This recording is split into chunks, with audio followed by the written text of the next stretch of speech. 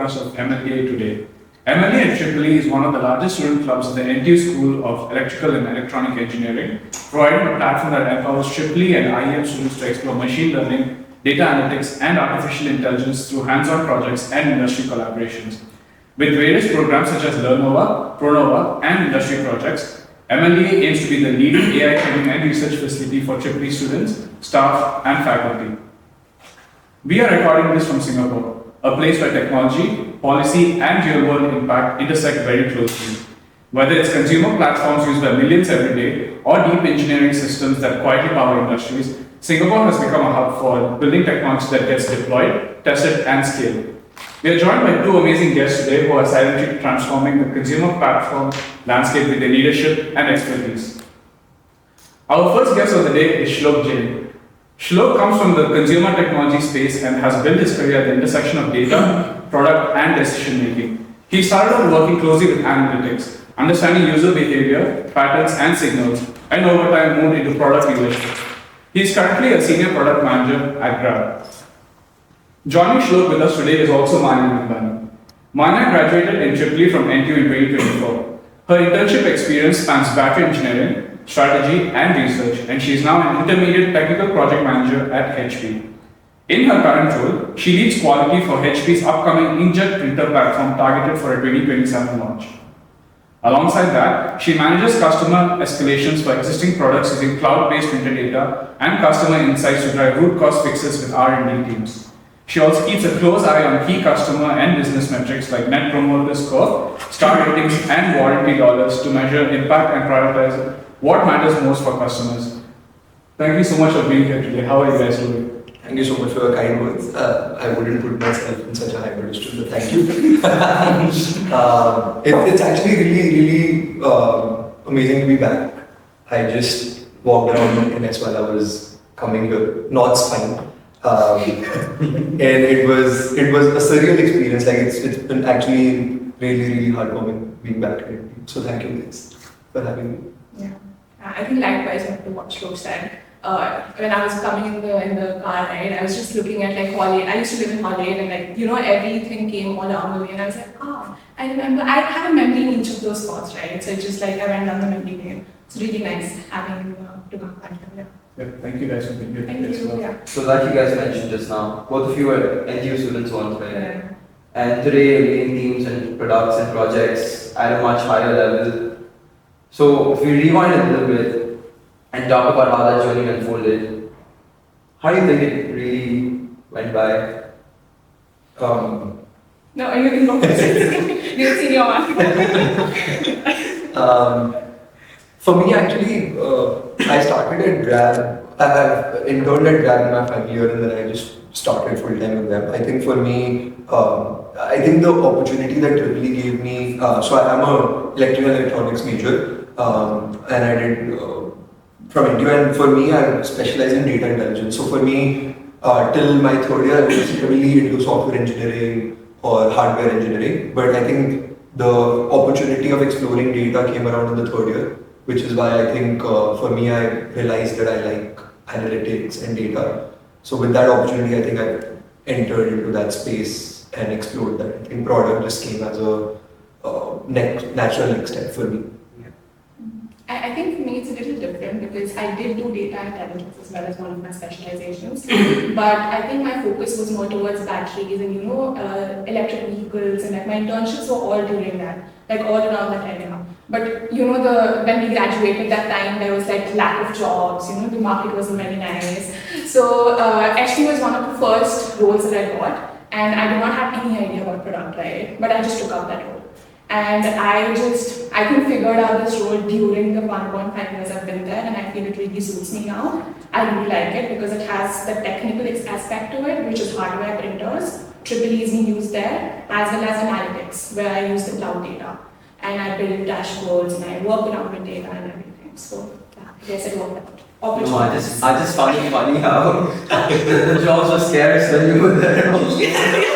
Scarce when you were there. You not from India? Is that right? Yeah. It's just a recurring. Yeah. It's a pattern. This is cascading. All the best, guys. So, Shlok, when you look back, what kind of problems do you keep finding yourself drawn to, or how do you think, no matter how your role has changed, and you approach it? For me personally, I think what's worked is at Grab, we generally look at consumer-centric problems. So like for the products that I look at and I work with are very, how do we solve the user problem? So I think one of the products that I work on actively is Voice Assistant, which is a product for our visually impaired users. So how they navigate the app, how they work and try and book a ride. So that's a very consumer first product. Then the other product that I look at is extremely backend. It's like personalization, which we actually have to understand data. So that's where my analytical work or my data's role has helped me a lot, because I can understand and then we can drive insights and actually personalize algorithms accordingly to the users what they want. And you have moved across engineering, research, and product roles, right? So, across all the three different things, what was one thing that stayed constant, one or two things that stayed constant in all three? I feel that maybe I take it as a skill aspect, like which stayed constant, right? I would say firstly it would be flexibility / I would say adaptability, because like all these three roles, what you said is very different from each other, if you imagine, right? But I think what helped me was being open to whatever comes my way. You know, like because there was one internship where I went to Germany, right? And it was a very small city, you know, like nobody spoke my language. And I was just like, you know, figuring out things over there alone. So I think that taught me how to be independent, and like, you know, that was flexibility part of it. Then research at the company that I was working with, as well, it was reading a lot of literature papers, you know, literature reviews, very different from what I did in Germany, right? So everything was a very different thing, I think, and being flexible is really, really important, which I think stayed constant for me. And apart from that, obviously your support system, your friends, try to make as many friends as you want in office, because I think it's just stress relieving. You go for coffee breaks together and, you know, like just like support system throughout. So I think you mentioned something very good by mentioning being flexible, right? So as you progress through your roles, was your career progression shaped more by curiosity or by opportunities that came along the way and that you took them along? Okay. If you can answer. I think I can just say that the opportunity for me was first, because I haven't had a lot of career progression as what Shlok might have had, right, in his career. But I think what I've seen is that just asking for something except your job scope is really helps. Like to your manager, just talk to them and ask like, okay, this is my role, but I want to do something extra as well. Give me projects, and I think that's opportunity. And then dig deeper into it, and that's curiosity, right? So it's a mix of both, I would say.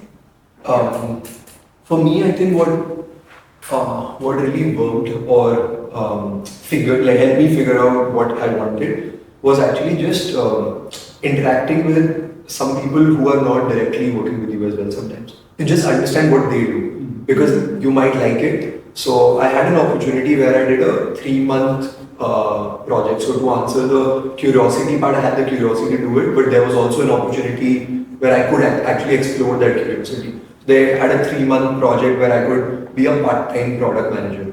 So I did that with one of the food teams in Grab, and actually realized that this is something I really, really like. And then I actually started speaking to people. And opportunity was that because I was curious, the opportunity came around, I think, sometime later where they had a role, and then I kind of pivoted towards product. But majorly it was because of the opportunity intersecting with curiosity, I think. Like, we can be curious as much as we want, but if there's no opportunity... So you never know what happens around. Yeah, you really don't know. Just keep talking to people. So you guys went through a lot of different career paths, right? If not career path, but you explored different opportunities. If there's one thing that you had to unlearn in the entire process, just one thing to unlearn. Because learning can be done, right? But unlearning is the hard part. Yeah. You're going to go first. It's still thinking. It's not a very easy question to ask. It's a very deep question. You go first. Okay. I think for me it would be like maybe the personality. You know, like I'm a very outgoing person. I ask a lot of questions, right, to people. Even in your university lectures and all, used to be very proactive, right? But when you go in the corporate world, right, I think one thing that when you're in senior leadership and you're talking with like senior people, you cannot just shoot questions. You cannot do that. So I feel for me it was mainly like unlearning the part of being too out there to a little more subtle and being calm in that setting, because like just to ask questions that are more impactful and more like meaningful rather than just questioning everyone in the room and like just asking random questions, right? So that would be one thing. Me, if I could unlearn one thing. Actually, maybe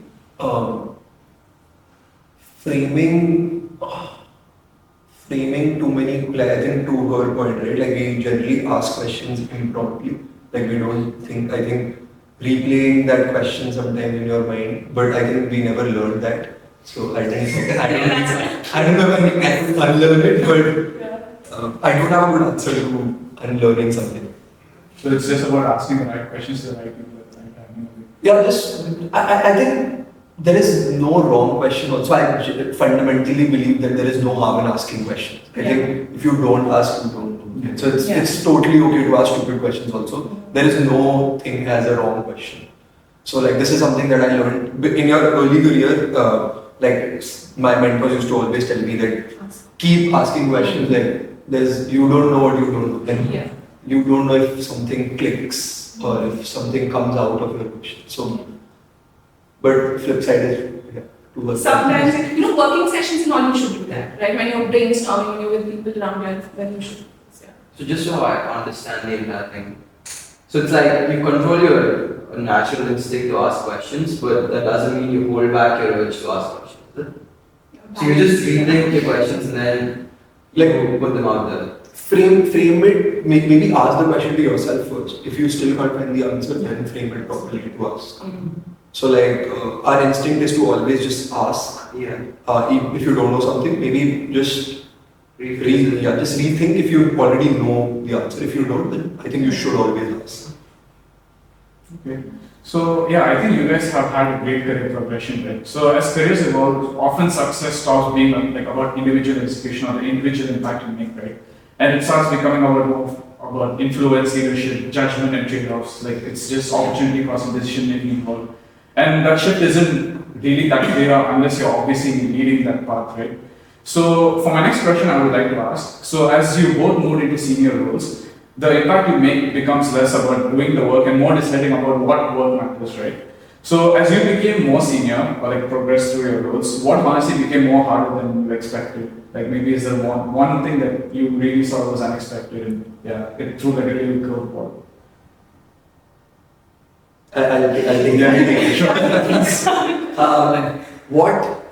Actually the toughest part I realized, and this is something I realized since moving to product because you're taking a lot more decisions, is if you don't know through data, it becomes a lot about your gut. And that is the toughest part when you're taking a decision because you have an instinct, but it might not work. So for me, personally, something that I've actively been doing with the products that we all work on is that, hey, if we have an idea and it's not harming the consumer experience, it's not a detrimental business proposition to have, then you just run an experiment for it. Do an actual experiment, run it for a week or two, get those learnings in, then you will have a clear vision of, hey, this is right or this is wrong. And then if it's a decision of a split road, like should we head in this direction or that direction, always run something small, low effort, and then you kind of take it from there. So for me, something also an analyst mind always is to, I can't take a decision without data. Like for me, it becomes inherently more difficult, and product is a lot about that. Like you will not have data all the time. I can tell you guys, like I sometimes don't have data. Then I have to take a judgment call. But for me, I try and collect and hack my way to get that data if I can. That's the judgment call that I sometimes take. So it's like balancing your gut versus what's the reality in it. Does it always work out the way you expect it to be, or has it? Not necessarily. Like I have had experiments that worked for something that I wasn't thinking it will work for, and I've had much worse. The other side is I was so convinced that this will work for an X reason, but it failed all over that X reason.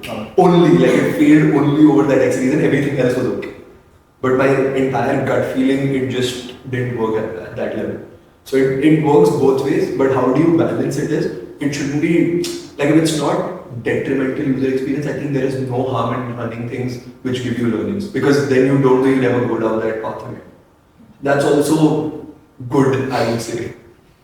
And what about you, Manya? Is there anything harder than what you expected to be faced? I think in addition to what he's saying, right, I think that should be the ideal case. And then a lot of times, especially with printers, right, you don't have a lot of customer feedback very strong and hands-on, right? And that's why in hardware, usually products last the life cycle runs around 2 years or something, which is not similar to what I think you are doing, right? So in that case, you have enough time to have those testings, have ideas, brainstorming and everything, and collect data. So there's enough time. But I think where I face an issue, at least in my role, I feel is, which has become harder, is that getting alignment of all the stakeholders. That is the toughest part, I think, because in a PM meeting, when you're sitting, there's marketing, there's R&D, there's operations, there's content, there's design, GXT, everyone, right? And when you bring in an idea, you bring in an improvement, you need to kind of convince everyone. And they have their own, they have their own incentives of being in that meeting, their own KPIs that they need to meet, and then you need to kind of convince them for your own idea. So I feel that's where I think you have to, the data, if you don't have, then it's really hard to convince them.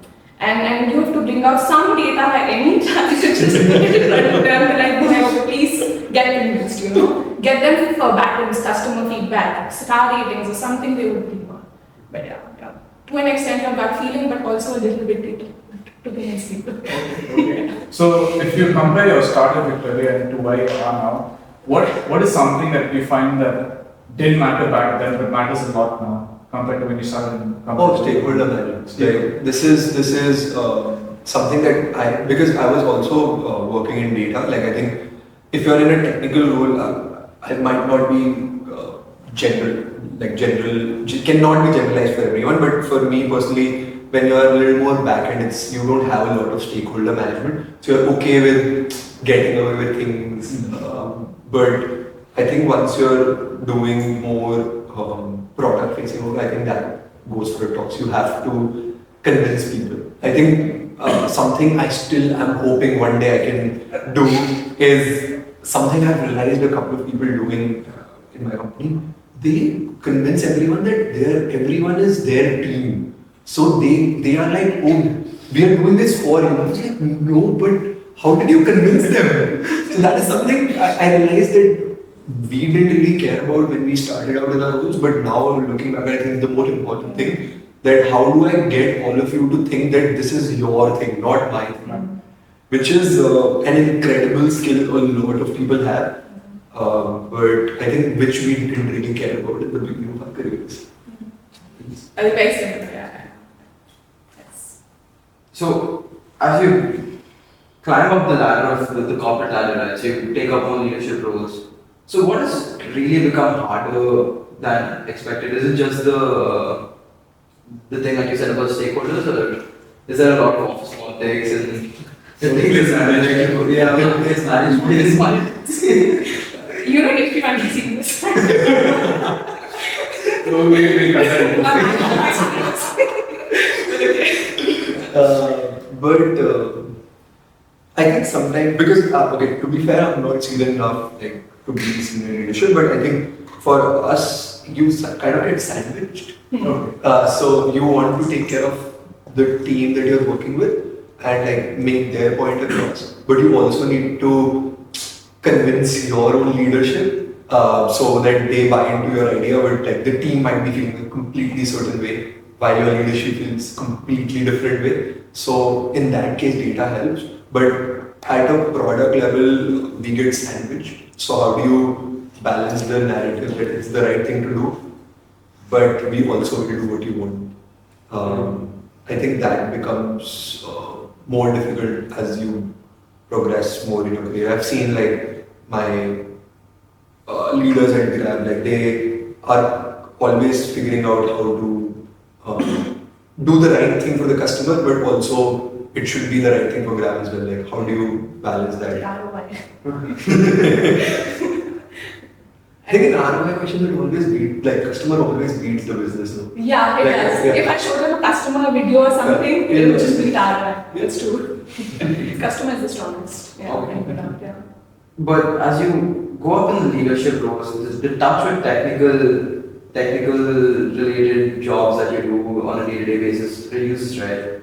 So you're not coding as much, or you're not handling everything at a technical level. So how does the definition of being good at your job change at that point?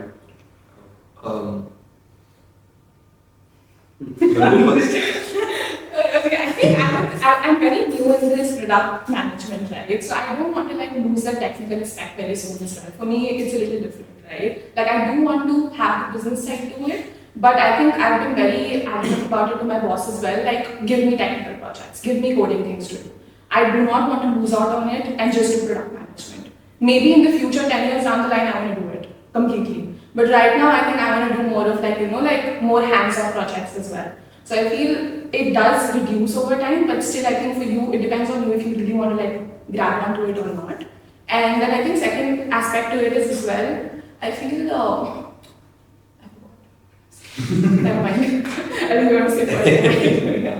I think now being in touch with technicals, I think have become more easy. So I think that it's become easier with LLMs in place. So with large language models at play, I think it's become a lot easier for me to actually code some things. So we actually try and write code a lot of things. So the best thing I do to convince people, I used to make decks previously and you write docs. Now I just build a prototype. Hey, this is how you look. Are you all convinced that this is the right thing to do? It makes the conversation a lot easier with everyone. So that is where I try and keep. And I love understanding data. So I still try and query some of my experiment results myself. I still do that also because I think with product, to her point, you will lose touch with technical parts as you progress more because there's a lot more things you need to do. But doing a little bit of I personally enjoy data, so might be a bias there. But I have not really coded a lot. Like I haven't done a lot of software engineering, so I'm not very familiar with it either. For me, it was always very data heavy. So I still continue and try to do that. For me, technical has now just become like coding. I think that will resonate with a lot of the. Yeah, but I think you should just be technical enough to convince people that you know enough, and then it just comes your way. I feel then if you're technical enough to just know your printer, like for me at least, how the printer works, how paper jam happens, how big issues happen, what customers are facing, basic technical information. If you have it, it's good enough for you to kind of lead conversations. Yeah. But it's okay. Since you both come from a product management background, or are working in a product management related role, so from your observations in senior roles, if I were to give you two options, which is clarity of thinking and broad technical skills for senior management roles, for example, where does the reward usually tilt towards? Is it more towards clarity or is it more towards raw skill? Does it just depend on what you're building, or in specific context, it's just about balancing both of them? I think it depends a lot on the product that you're looking at. I think if you're in a very hardcore technical product, you need to understand the fundamentals. You can't build an AI product if you don't understand how you prompt engineer, how large language models work in general.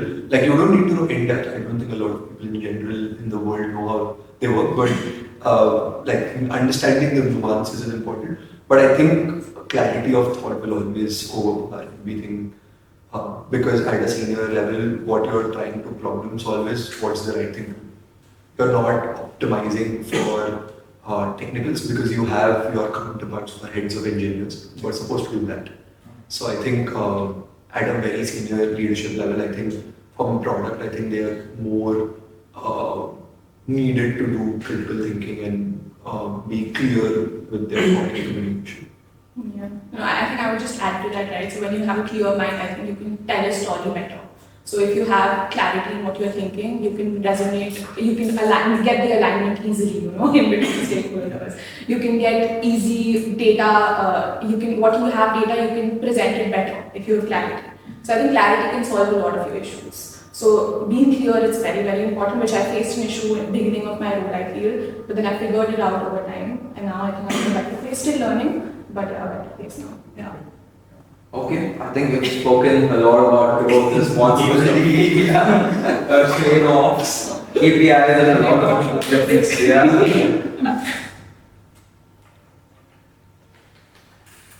So we'll start off with a little light-weighted conversation now.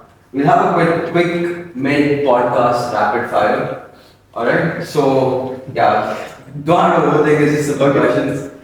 The first answer that pops up. Okay, first answer that pops up. We should get this. Yeah. Actually, both of me can answer. It's the same question. The same question. Yeah. So, one habit you apply both at office and at home. We both answer. Yeah, both of them. Both. Active listening. To-do lists. To-do list. Yeah. Okay. So, I think now you answer first and then you go second. Okay. We keep all the names down. Favorite food spot in Singapore? Dindaka. Oh, that was It's like my friends, my friends know about it. Like that famous, yeah. ice cream. Burnt cones and ABL. I think we should add that to the list. Burnt cone does amazing cones. There used to be I don't know if it's still there or not. In Clementi, there used to be different levels of cone texture. So it's light burnt, medium burnt, dark burnt. And the cones are actually a lot tastier than the ice cream. Just buy and bulk, no? They actually sell like crushed cones. Yeah. I know, I think this will take you back in your memory lane, but favorite study spot in NTU? Any study room which could accommodate everyone. Something less shocking. We used to study in park as well because there used to be Starbucks used to open 24 hours. I don't know if it still does. No, it's not. We used to, so only incentives to study in our was we could get a cheesecake after that. You know, I used to get free cheesecakes. Why? The uncle used to love me a lot. So I used to study in the night at like 12 or something in front of Starbucks sometimes. And he used to just randomly come and give me 3 cheesecakes, the leftovers in the I studied with Manya. I was my favorite study spot would have been to study with Manya.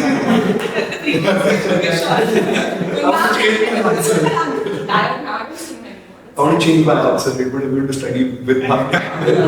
Start studying outside Starbucks also. Yeah. If the uncle is the same. Yeah. Your go-to spot at your office? Board game area.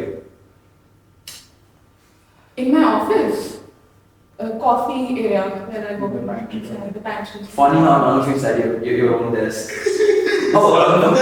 Yeah. My desk. Go to area wouldn't be that, I guess.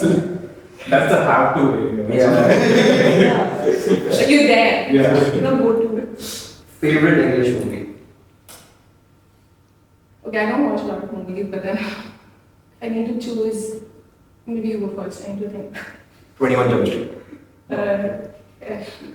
For me, recently I watched this movie, The People We Meet on Vacation, something like that, on Netflix. Oh, yeah. I really like that movie. But overall, I don't. You should. I watch a lot of crap. I consume so much crap. I'm just an outdoor person, you know. I don't like staying in the house a lot. It's too hot.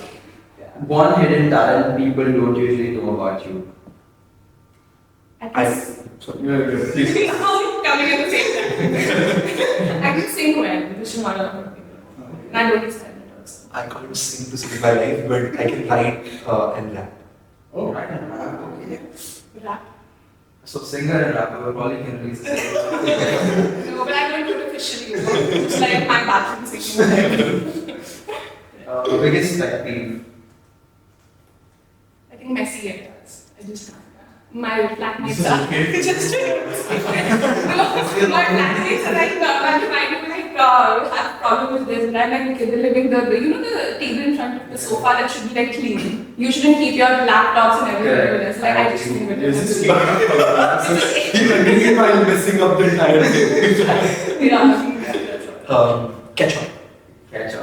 Oh, You don't like it. I tell people, okay, I won't even edit it. I tell people I'm allergic. because so much. I can't tell people that I don't like Maggi ketchup. with ketchup. So I just no. tell I'm allergic. It's like ketchup with anything or Ketchup. I don't like people eating on the same table as me also. Like I don't like people eating ketchup. But like ketchup is added in a lot of things that you don't know it would. So I don't eat a lot of things which have ketchup. Oh, okay, that's Yeah, which is why I said, can we please cut it? I don't want people to hate me after this.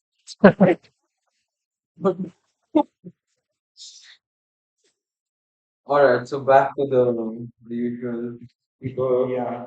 conversation. Ayo.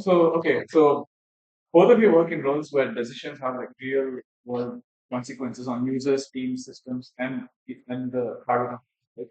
So a lot of the time, the data points in a specific direction. I think we're going to come back to that question, but it doesn't fully answer what you're trying to solve, right?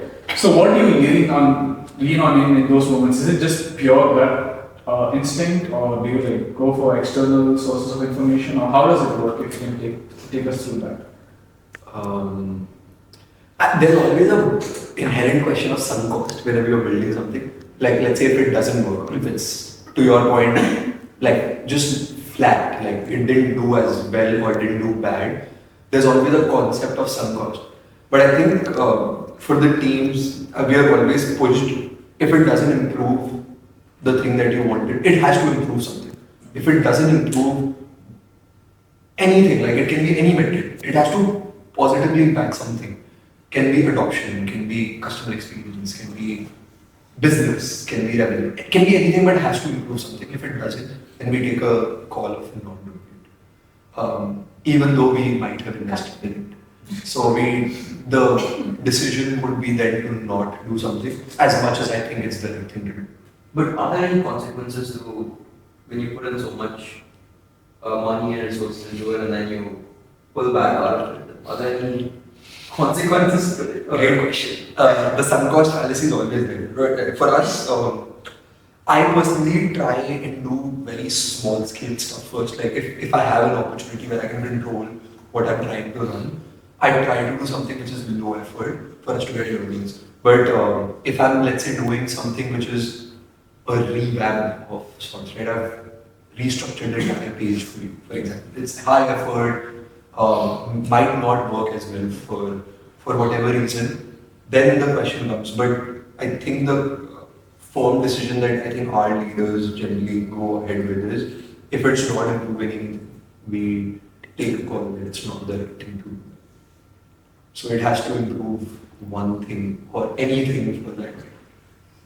I think yes, it needs to do something because like the directors are not given, like if my director gives in, the R&D director is not given. So like you need to convince all the directors as well. So for me, it's like I think we have 3-4 metrics. Like for example, there's a star rating, right? Then there is NPS, which is a net promoter score, right? Which is usually a survey scores that comes in. And then there is warranty returns. Like the printers get returned within 1 year. What's the reason of them getting returned? So if you can prove even one of this, they try to push us for 3, give us the arrow for 3 of them, and then there are no, we cannot give you 3 of them, maybe 1 of them we can give you. And then yes, we push through it. So I think there is a need to at least have one. Otherwise, a customer video has worked in my case a lot. I remember there was this slow printing issue that I was working on printer.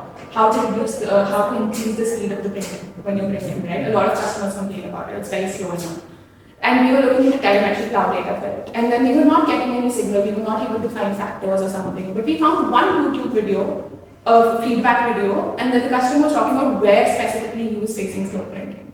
We just showed it, and then the R&D had very good fix for it, and we implemented it without thinking so much. Because there's one video out there, I know a lot, not a lot. But like there's a physical proof, right? Yeah. So yeah. But in the cases where you can't trust the numbers, then how important does gut feeling come into the play? Does it work out all the time? Does it take precedence in all situations? Because there might be certain situations where like you feel very strongly about something that you're so convinced it works out, and when it doesn't, do you still rely on your gut instinct for future instances, or how does it work?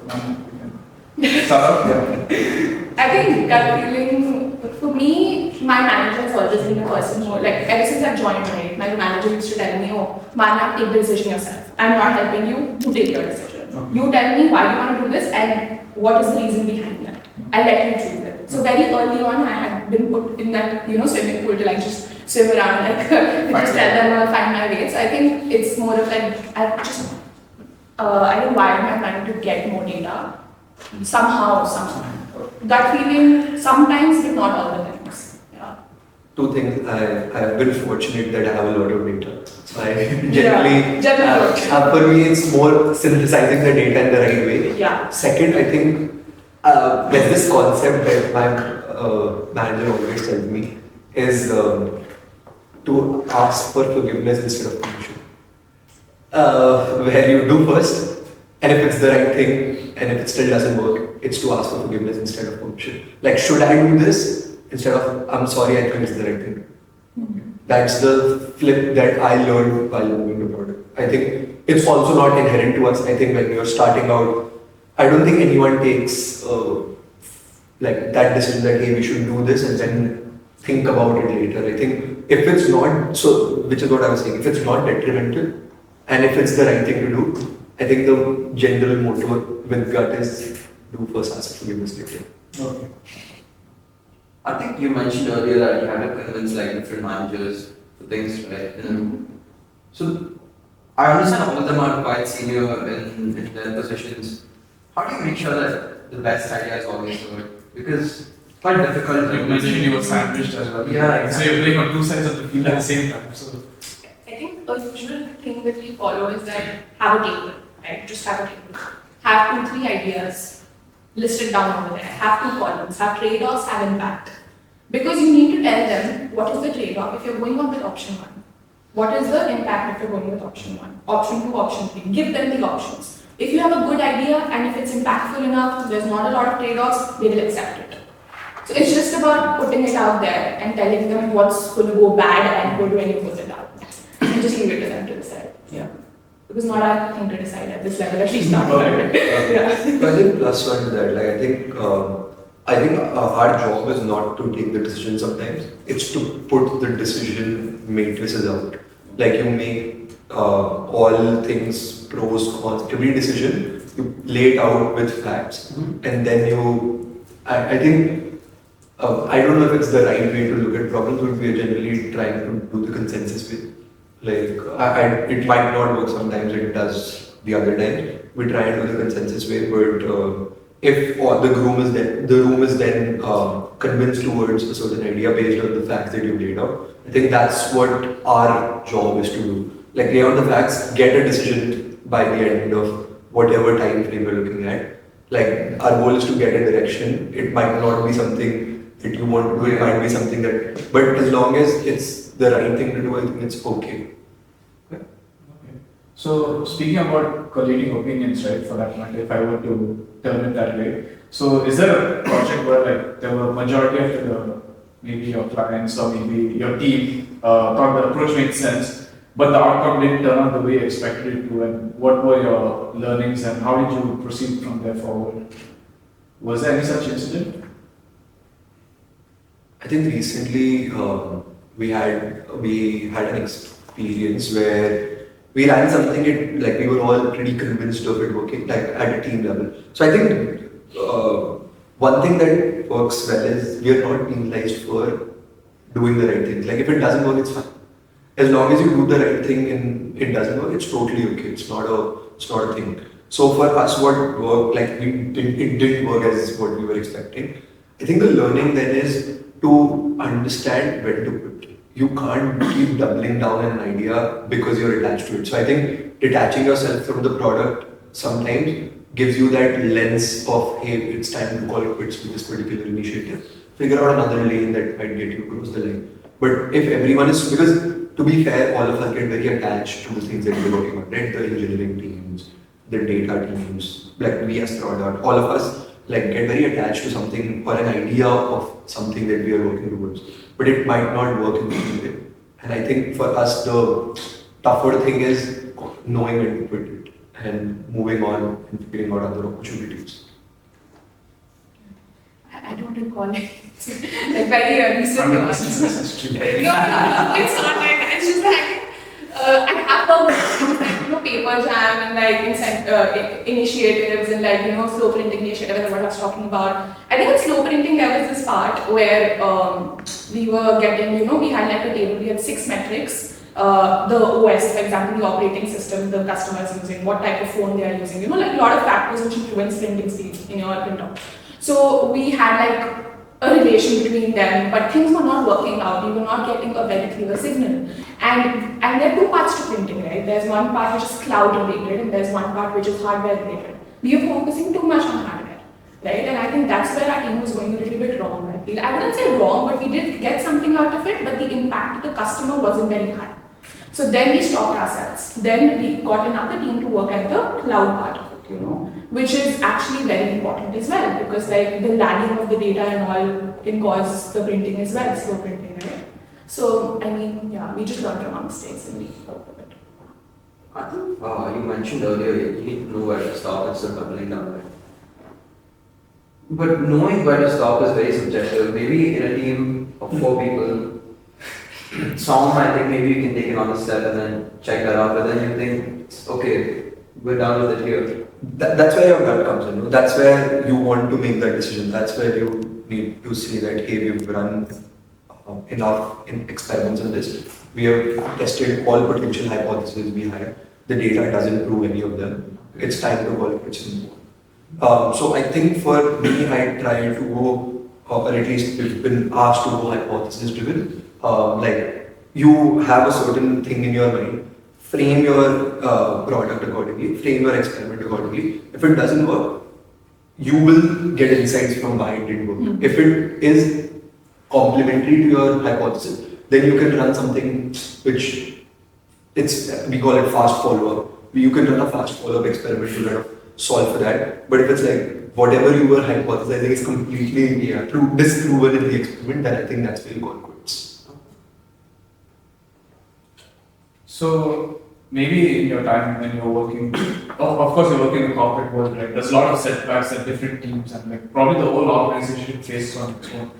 Do organizations really take note of all of these setbacks and learnings that they can apply forward in the future, or is it just like a rat race where they just have to move on and just continue what they're doing, hoping it will work? How does it like work, if you can give a bit of Because just so I follow up on this question here, there are a lot of organizations also, I won't take any names, but from what I read, there are a lot that try to find a loophole or something which can maybe get their product out better. So how is it? Just, do they learn from those videos, or it's just they find a fix from the figure and try to put it like, okay, it's a win? I take it. Yeah, I think I would say that at least for the company that I work in, I am seeing that they take feedback very strong. They do. And I'm not sure about other companies, but like at least in hardware lifecycle, there's a time where we do a testing just before, like 3-4 months before the launch of the product, where we call in real participants, and we give them incentive, we'll sell you a printer for free and you do this experiment for us, and we do like a real setup, how do they experience, get the feedback, and there is 3 months so that teams can work and fix those issues as well. So I feel these are small initiatives that I feel, and then we have star ratings and all that we are working on. There's a whole team in HP right now who is like working so much on star ratings, how to pull it up on Amazon, how to pull it up on Costco, etc. So there's a lot of initiatives going on, and all these things are, getting the feedback and working on it. So yeah, at least in HP does. I think at Grab they take it very seriously at a user level. It's very, very user first. Like no matter like if it's the right thing to do for a business or not, but if it doesn't benefit the customer, and for us customers are packs, like users, drivers and merchants. It's not just users, it's not just drivers, so we have to account for all three. To her point, one of the products that I work closely with is ratings and reviews across Grab. So we actually look at and synthesize your ratings and reviews that you give, and how do we actually make it better and synthesized enough for other people to benefit from it. So that's and we are actually very transparent. This is one thing that I realized. I was actually conflicted. So we ran something where we show you a review summary. It can be both positive and negative because merchants can have a bad experience from users, right? And we saw if you show negative, obviously people don't buy. If you show positive, obviously people buy. So the team was saying that we shouldn't roll out the negative ones because it does impact our conversion. We see people converting less. But that's where you take a call, and I think kudos to our leadership on this, right? Like they said, even though it's negative, we should show it because it's the right thing to do. If the product is having enough adoption, which is why I was saying one metric has to be right. If people are liking the product, then it's okay. And if it's not moving something in very short span of time, it's still building customer trust. So you're not showing half truth. So I think, which is something that I learned, which is very recent. I think you can see it on your apps. Like very recent, like you can see review summaries. It can be negative. Previously, like we were very conflicted. Should we even show negative things or not? So I think we frame it in a way that it's not, hey, this bad here. We frame it, something can be improved, but it's very transparent. So we don't try and like fool the customer in that way. But speaking about that, like, so you mentioned a very good point about putting user experience at the forefront. But again, we are talking about the corporate world, right? A lot of it revolves around money. It's just a business at the end of the day. So are there instances where other metrics, probably like profit generation or cost savings, they take precedence over user experience or any other user-friendly metrics, for that example? Are there certain instances, or is it always about putting user experience in the forefront? Very good question. But I don't know if we should answer it. Because when it comes to products, right, I don't know about software, I don't know too much about it, but when it comes to products, you can control how long the product lasts. It's in the market, yeah. And then you can reduce the lifespan for faster turnover, turnaround time, and stuff like that, right? So, to increase the profits, so yeah.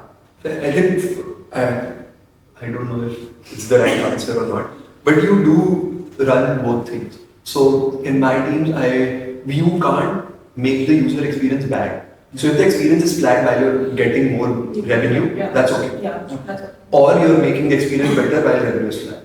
So they're both okay. Yeah. Or if they're both competing, then user experience wins. Yeah. But you can run experiments or build products which actually make user experience better, but are making no more extra money or making more profit for you, or vice versa. But it has to be then neutral for the other end. It can't be moving in opposite direction. If it's moving in opposite direction, then I think customer generally takes precedence because it's a longer term game or a short term game. Your short term margins will only get you a certain amount of quarterly earnings that you want, but it will actually be detrimental in the longer run. So that's where I think judgment call takes it.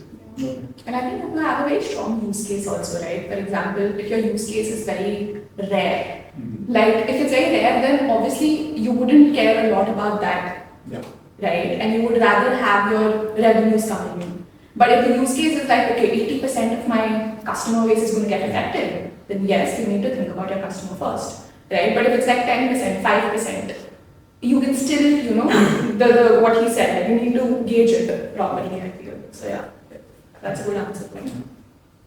Okay, so all of us are students at some point, and we're still students. Yeah. So for students like us listening to this podcast on YouTube, You're making me feel too old. I mean, you can say learning is lifelong. It's How do we come back? Just not study and chill with you. That's more where I was coming from. something all classes. Don't do classes all over again, but like all of the So what would you focus on early on in your career? Is it like speed? Is it like doing a lot of projects? Or is it depth of project? Or is it exposure? Or what is it like? What do you focus on? Or what did you focus on? Yeah. I think I would say I focused a lot on internships. Like I was like, I want to get as much as exposure I want to. I want to go outside. I want to explore the international culture. I want to like push myself to what I can in internships, in my FIPs and all of that. But I think where I could have done better at the same time could be networking. because I think I didn't do a lot of, intention, talking with intention with people. I was very like living in my own, world in uni, and I was enjoying myself, having those fun conversations with people, not understanding that this could lead to something more intentional. And like networking can be really helpful, which I didn't do a lot, but now I think I try to do it. But now it doesn't it doesn't happen a lot. Only in office and like sometimes, but like yeah. So that could happen. Actually lost it. I was thinking something which I thought was. Oh, sorry, can you ask the question? It is, So quickly, would you- in the answer? would you recommend students to focus on a particular thing? Is it like speed or exposure or is it? I think initially, I was thinking about internships. Sorry, you were saying something about internships. So sorry. No, because I got lost like, internships, fun times. But I think for me, I was doing a lot of internships to understand what I don't like. So I was being intentional with doing internships which were not same. So I was eliminating things I don't want. I was figuring out what I'm okay doing. Because I think when you're starting out, you can't know what you want to do. It's very, very rare. And let's be honest, I don't think majority of us would. I still don't know what I want to do. I don't know if this is the ideal career. Yeah. Like, when you're especially out of uni, or in uni, you don't know what you don't know. What you want. So I think it's better to eliminate what you don't want. So I did a lot of internships to know what I don't want. So I realized over the 3 years that these are something I don't want to do at all. These I'm okay with. So anything that I get in this basket, I'm okay doing any of them to start my career. So that was something that worked well for me. So I always knew that these are the things I can't do. So maybe from the time you were a student till now, I assume that's been a journey of about 8 to 10 years, I assume? Huh? Is it? For me, it's 1.5 years. Oh, I mean, since the time you started studying, not really. No, since we started studying. Since you Oh. started studying, maybe 5 to 10 years, if I can probably classify that way. So, 8 or something. okay. So what's like one skill that quietly compounds over time and most people ignore at the start? Because if you go back one generation behind, it was all about more about hard skills, right? There was no such thing called soft skills, or very few people were aware about it. But now it's a huge thing. So what's that one skill that currently matters and quietly compounds over time that people should actually be aware of right now?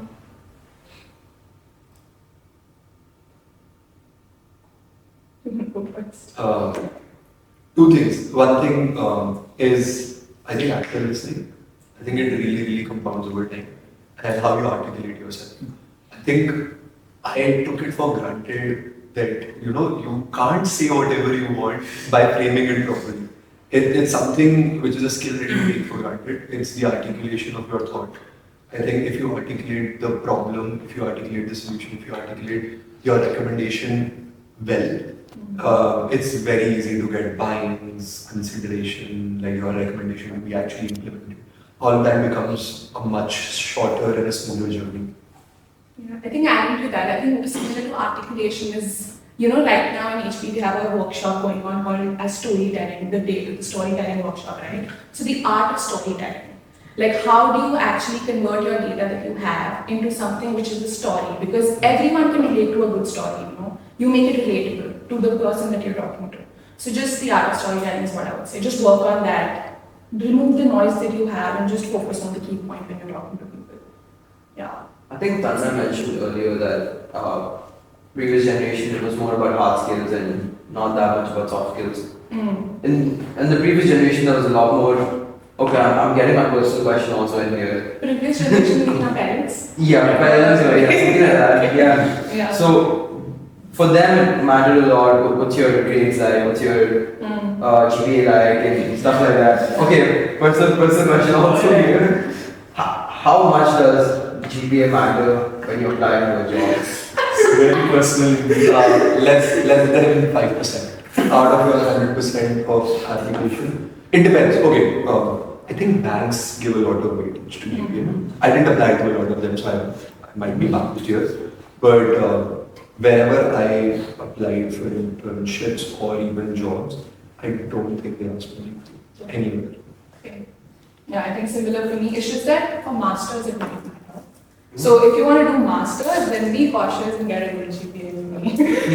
Otherwise, you put GRE and everything later and then figure things out later. But then if you don't want to do masters anytime soon and get good work ex, I don't think it matters. At least for HP, didn't ask me in the interview and everything else. Okay. Yeah. I'm safe there. Yeah, if you want to do This masters. is one question I have been having me like, and how much does like And then now, am I like really What's the point of studying? Okay, so looking ahead, what kind of problems would you want to solve in your career ahead? Is there any direction that you want to get? I think it's not there. It's not there. Yes, continue. So, yeah. for me continue solving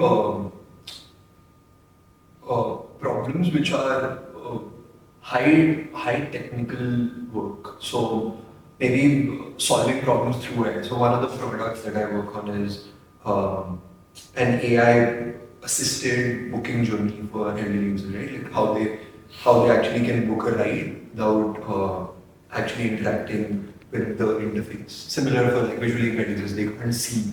So maybe using technology to do better. So AI for good is what I would want to channel a lot of my next few years into. Yeah, that's nice. I feel that HP is also like investing a lot into AI and everything, so it's happening. But in the print industry, the scope is very limited though.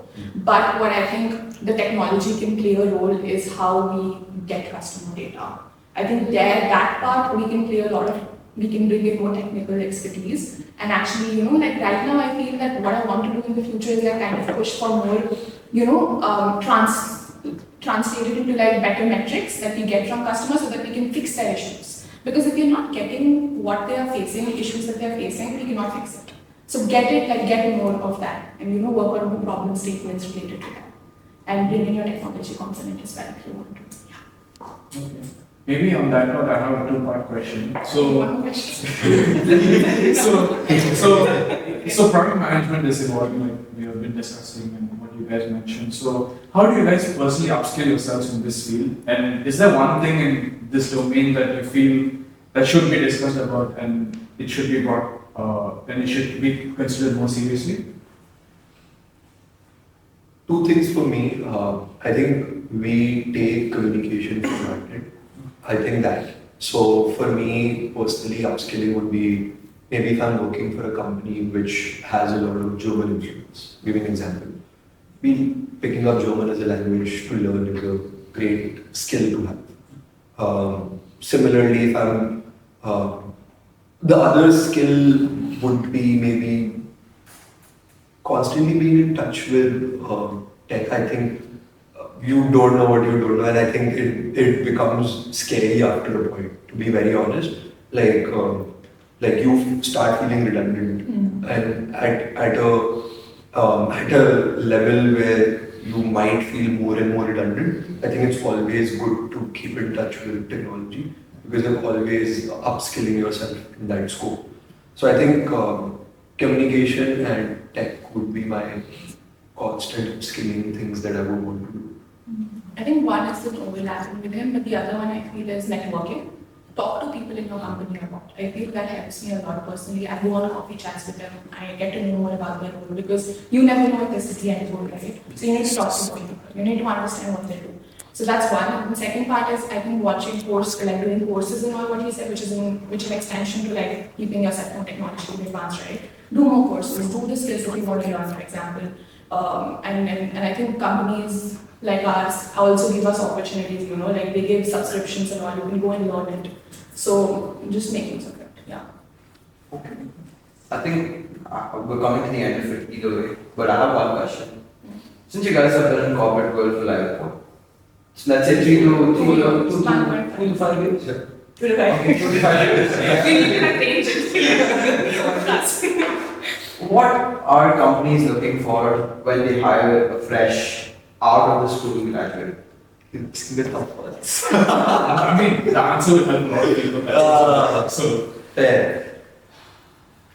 For one thing that was told to me about the interview was, I think they generally look at a lot of motivation. Like if you're motivated enough for whatever you're applying for, I think that really helps. And your enthusiasm. I think your technical skills and all you would have passed by the time you would have reached to the level where you're actually having a conversation with someone. So by then you would have cleared all of your technical skills rounds. So I think at that point they just want to see your enthusiasm and your motivation for the role. I don't think they're really trying to assess your technical acumen at that point in time because you would have done all of that previously. So I think as a recruiting team, I think they would be looking a lot at that. Because when I look at job descriptions, they'll be like, oh, you need to have this, and then interest in this. What you can do is whatever you've done, you relate it to your job description somehow. You don't have to make it like, oh, my job description is what you have in your job, is what I've done. But tell them how it can translate into that. You know, like you might have done something really different, but your skill, your baseline skill is still the same. Yeah. So you have to kind of tell them, you know your stuff very well. You know what you've done, you know it well, and I can learn more. You just have to show them the interview that. Because why I ask the question is, right, let's say I go for a starting software development job, Yeah. and then I go to let's say a quant researcher job. One job description is, okay, there's a bit of finance in that one, but essentially it's the same technical skills I'm looking for, but the filtration process is very, very different over there. I think for me, what I used to do a lot is I didn't really care about what the job was. I used to apply everywhere. I still remember we used to have this portal. I don't know if we still have it. NTU had a portal for career access. It's very much. By my internships, I got through. I have applied to I don't know how many internships. I don't even remember. Like I used to apply so much, and it was peak code. So people had withdrawn offers because. So when I was applying for internships, it was that time that people used to. You used to go through all rounds, and then they'll ask you, hey, do you need sponsorship or not? And then they'll revoke the offer. Yeah, that's it. So they revoke the offer at the last stop. You've completed the entire thing, now you're like, actually. And then they'll be like, oh, can you send us your documents for us to process the contract? And they're like, oh, you need sponsorship. Oh, we're sorry, we'll have to. They didn't ask him the first round. They changed it after COVID. Previously, they didn't. They always used to assess the talent first. Oh. And then if they could sponsor, they would sponsor. Maybe I wasn't good enough. Maybe I wasn't good enough. I don't know. No, I think my opting for it. It's the opposite. They asked the first question once. They changed it. I think it's reversed. I think they changed it from 2021 like after the COVID entire thing had changed. Then they started asking upfront. Yes. But previously they didn't ask upfront. So we didn't know. Till the time the contract came, we didn't think we had anything. So that I think, but that like I used to apply everywhere. So don't Just think take too it much. chill. Don't stress too much. Just apply everywhere. What's the worst? Big deal. What's the worst to go back to India? What do you say anything about? I don't know. What I meant. What's the worst? They reject or they won't respond. He wants that closer to the one that's going to accept. But speaking about that, right? So I assume both of you are international students. So when you guys came down here to Singapore for the first time, what was your perception of like your life then, of what you're going to do then versus what it is now? Like, do you view it any differently? Have things been the same? Have they changed very differently, or like, what would you like to say on that? I think it's very different from what I imagined, maybe. I don't know. Yeah. Because that's what life is. What you think will not translate to what you get in the future. It'll be much better than that, I would say. Right? So, yeah. He's laughing. Yeah, don't worry. And maybe after 5 years, you'll be much happier. I think answers are going to validate a lot of people on so yeah. Yeah, it'll just turn out better. Yeah, just start. Yeah, Intellectual answer. Not necessarily.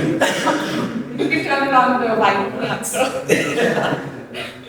But I think I'm not really, for me, not very sure. I don't have a good answer. I'm sorry. Partner less. Always more. No party as much as you want, but yeah, because CGPA doesn't matter. Oh, okay. Yeah. See, I won't say it doesn't matter. I don't mislead anyone. I'm joking. See, I was stressed. No, I think half the people in this room are pretty upset that the GPA doesn't matter. I'm not Yes. really with GPS. For me, I was all 4 years. I was super worked up about my GPA. Yeah. Like I wouldn't take away anyone who's feeling that way because I was always. Yeah. And for me, I was frustrated. I used to study also. Yeah. I was like, I'm studying and I'm still not getting marks. I'm like, I'm just dumb.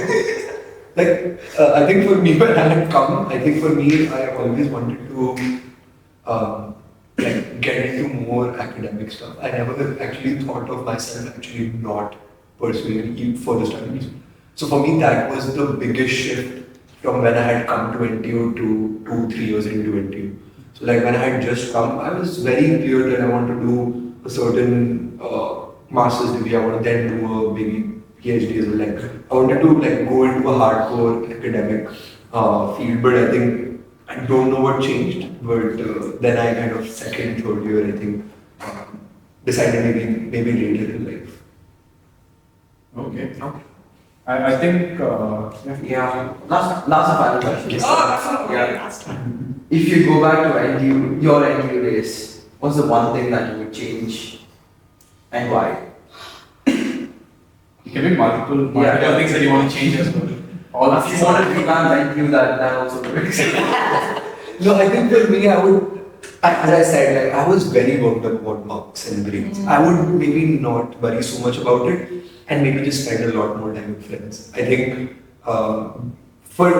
like you're all triple, so you can understand where I'm coming from. I always used to be worked up about everything because like you have quizzes, you have 10 things. And if you're not getting grades and you're seeing only people around you getting the perfect grades, it also takes a toll on that aspect of you. So for me, I always was very worked up and so stressed about getting better grades and how do I manage that aspect. I think if I could go back, maybe worry less. It's not that bad. Yeah. I think I'm not saying anyone who's stressed about it should not be. It's natural for us to be at that point in time. It's the biggest thing in our life. It's the biggest thing that we can move in our life. So it's perfectly alright. But I think if I could now go back, not worry so much about it. I'll take your tips on that. I think for me, similar to him also because we did triple E, right? So it was really intense. And my friends also, the interesting part was all my friends were not from triple E. Oh. Everyone, someone was business, someone was CS, and everything lighter than what I had. I mean, like, Life's always easier if not triple E. Listen, I used to be stressed all the time. I used to be studying all the time. They used to be chilling, partying. Like not always. I used to go most of the times also. But like I remember sitting out of it because I had quizzes and these things happen a lot. So I feel do that, it's important, but do not miss out on the fun things in university because that's what I remember when I come to NTU. I don't remember the studying, my exams and all, but rather the fun that I had with my friends over here. So just have fun, yeah. More fun. Yeah, it's perfectly alright to be stressed before exams. I've thrown up before exams. I'm so stressed. It's perfectly alright. None of this is unusual. I was crazy when it came to all of these like exams and all. I didn't take it well.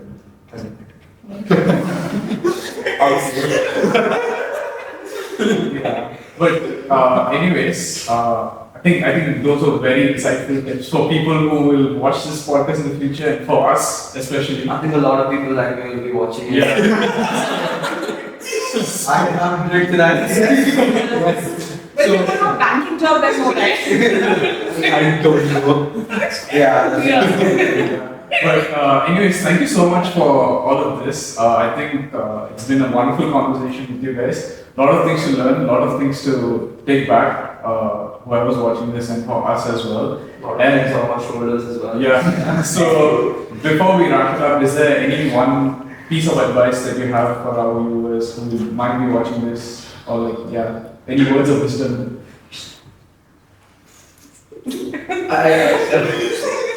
Apart from what you mentioned. Thank you so much for having us, first of all. Thank you so much. I don't think, I just said I'm dumb enough to not get marks even after studying a lot. I don't think I'm the right person to give any advice. Fuck you.